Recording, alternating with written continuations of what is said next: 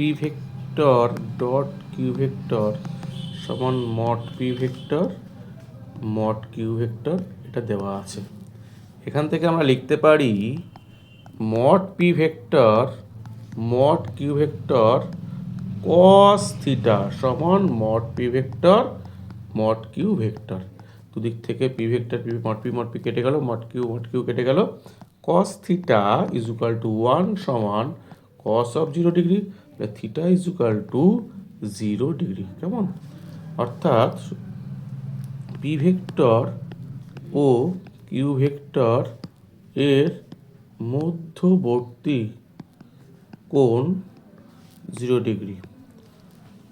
সুতরাং O P vector O Q vector এর মধ্যবর্তী কোণ 0 ডিগ্রি। সুতরাং ও পি বিন্দু ও কিউ বিন্দু সমরেখ প্রমাণিত।